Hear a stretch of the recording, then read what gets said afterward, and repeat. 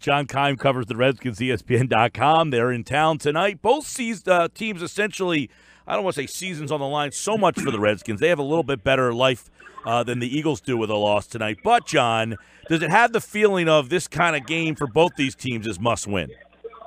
Well, yeah, I mean, for the Eagles, because they need to keep pace with Dallas, if nothing else, or at least stay close to them.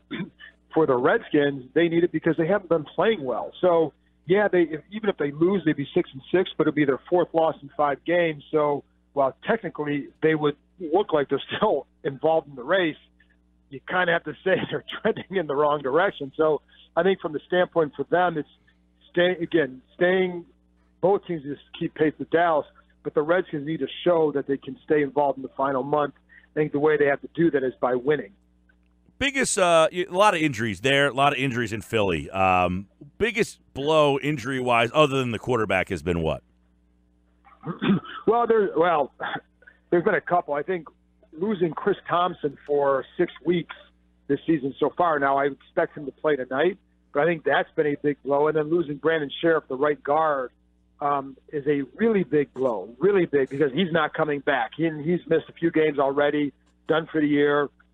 Has had some really good battles against Fletcher Cox, a big key to their run game. The run game has not produced since he went out. I think he's been a very big one. He was playing close to an all-pro level. You know, I'm curious, what's happened in the last month with Adrian Peterson? You know, that game that he had 149 yards against the Giants, he's only had 22 more yards total over the last 4 games. In your opinion, is it something with him? Is it, as you mentioned, the offensive line? Is it the change to Colt McCoy? What do you think has been attributing that this last month? I think it's a combination of things, and I think with the running game it usually is.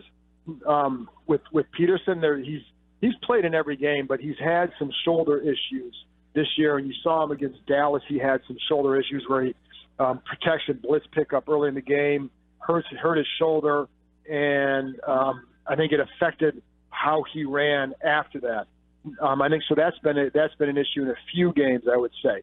I think losing Sheriff, a big deal, and then I think sometimes they've had a couple games where they weren't they were trailing by double digits, so they kind of got away from the run and what they wanted to do with the run. And then I think also last week you saw too some times with just horrible execution. Receiver going the wrong way on a block, guys unblocked, he makes a tackle. Tight end failing to block DeMarcus Lawrence on the line, and he makes the play where if you make the block, even if you just obstruct him for a second, it's probably an 8 to 10 yard gain. So I think that all those kind of things have added into it. And I think you can look at Peterson. There's some times where you say he can still play. He can still play.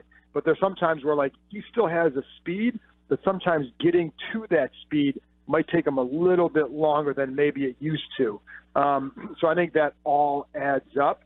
A big factor to me, guys, is when you watch him in the games where they've been successful, they run well in the first half. And he averages, like, I'd say 4.5 yards per carry in the first half of their wins, 2.2 yards per carry in the first half of their losses. So, I think that's a big thing to watch tonight.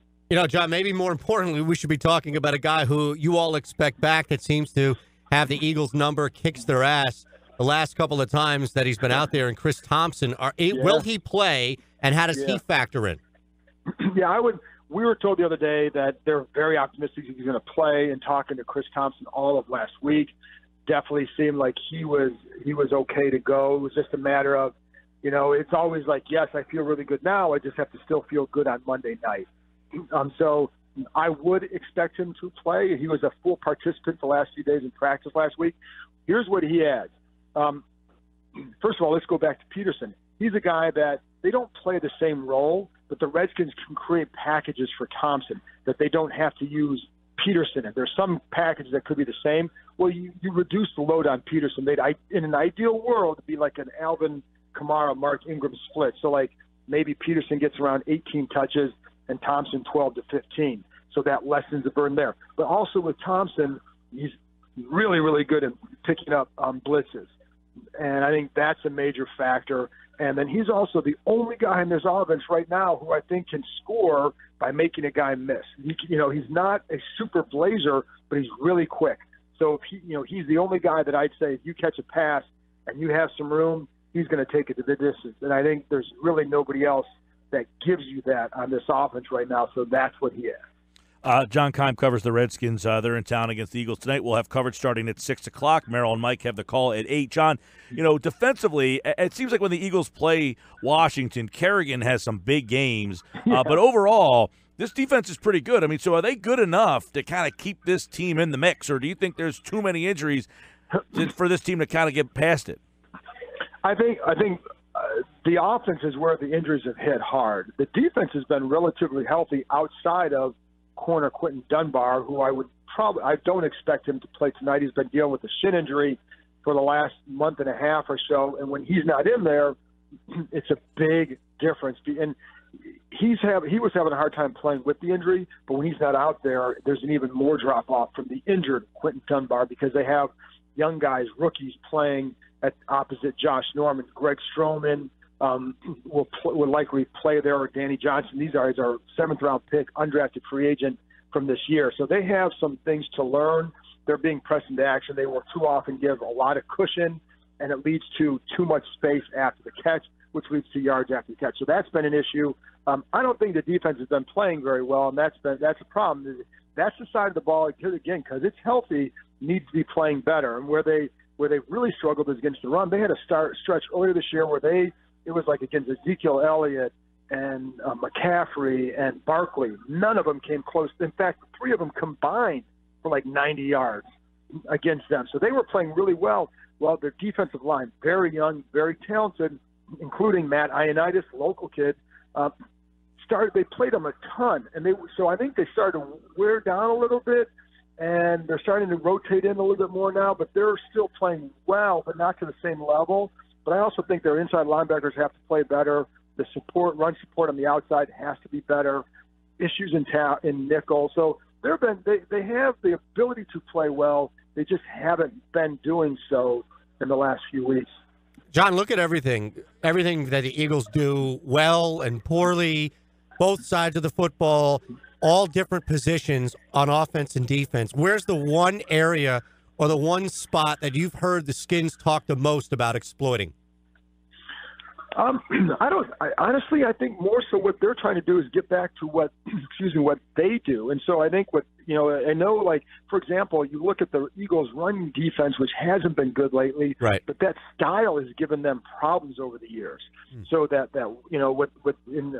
that's an area where whether or not they feel like they can exploit it, they know they have to be able to do that. They have to get that run game going. And clearly you look at the Eagles' run game, and I know last week, Adams produced, but it hasn't been something they do well. So they need to make the Eagles a one-dimensional attack, and so I think if they can do, that's been their formula. When they're 6 wins, that's been the formula, and I don't expect them to have a different mindset with that tonight.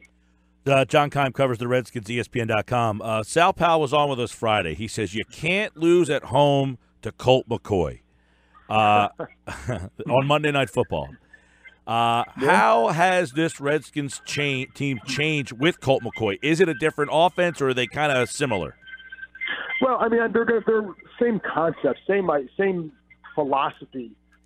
Where they'll be different is that Alex Smith protected the ball better, and that was part of their formula for success earlier was run game, good defense, don't turn the ball over. Well, he had 3 picks last week against Dallas. So he's definitely more aggressive than Alex Smith. I'll be curious to see tonight. I know the Eagles have some issues in the secondary with the health, how much they attack down the field. And it depends on if the Eagles are playing off like they did last week. Will you continue to attack? Will you try to attack there? But I think he's going to give you more attempts down the field to a Josh Doxson and to other guys on some back shoulder throws. Josh Doxson maybe more down the field, stuff that Alex Smith wasn't doing quite as much. He also has the ability to. Alex Smith was good with his legs. Colt is more of an improviser. He's kind of like, to me, he was always a cross between Robert Griffin III and Kirk Cousins, the guy who can play from the pocket, but who's also comfortable getting out and playing on the move. He'll take the line has to get used to the deeper drops that he takes because he's a little bit smaller, and he does like to give some vision to himself, and then if he has to get out of the pocket. So it's again, same concept, same strategy, but some things that he does differently, you'll notice. 2 seasons on the line tonight. Technically, Washington in a little bit better spot than Philly, but for all intents and purposes, a must-win feel on Monday Night Football. John Keim, ESPN.com, here on the Boardwalk Honda Hotline. Thank you, John. Thanks for having me on.